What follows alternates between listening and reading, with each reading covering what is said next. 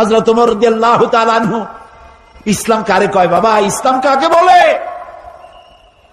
রোমক সম্রাট তার গোয়েন্দা বিভাগের লোক পাঠায় দিয়েছে, দেখো তো যেভাবে ইসলাম এক একটা দেশ দখল করতেছে তার আদর্শ দিয়ে না জানি রোমও কবে চলে যায়।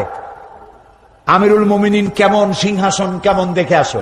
রোমের বাদশা, রোমের গোয়েন্দা বিভাগ আসলো, মদিনায় ঢুকে সাহাবীদের জিজ্ঞেস করছেন, আইনা মালিকুকুম, তোমাদের বাদশা কই? তারা বলল যে আমাদের জন্য কোনো বাদশা হয় না, বাল্লানা আমির, আমাদের জন্য একজন আমির হয়। আচ্ছা হলো আমির, সেই আমির কই?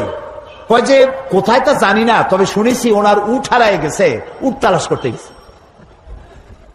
আশ্চর্য কথা, আমিরুল মুমিনিন অর্ধেকটা পৃথিবীর প্রেসিডেন্ট, উট হারায় গেছে তালাশ করতে গেছে নিজে। কোন দিকে গেছে? শুনছি এই দিকে গেছে। গোয়েন্দা বিভাগের প্রধান সেই দিকে গেল, যাইয়া দেখতে পেল সাথে একটা লোক গেছিল, যাই দেখে একটা উট গাছে বাঁধা, আর গাছের তলে একটা লম্বা মানুষ শোয়া। যখন শুইছিল তখন হয়তো গাছের ছায়াটা ছিল, বেলা গড়ে গেছে, গাছের ছায়া সরে গেছে, রোদের মধ্যে হাত মাথার তলে দিয়া শোয়া, উট বান্ধা, আর কপালের ঘামে মাথার নিচের বালি ভেজা।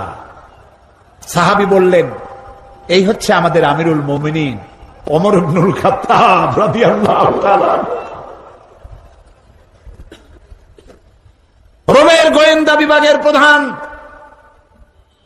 স্বগতোক্তি মুখ থেকে বেরিয়ে গেল, ওমর আমার দেশের প্রেসিডেন্ট রাতের বেলায় দুর্গে ঘুমায়, চতুর্দিকে দুর্ধর্ষ সেনাবাহিনীরা বন্দুক উঁচু করে পাহারা দেয় সারা রাত, তারপরেও আমার বাদশার ঘুম হয়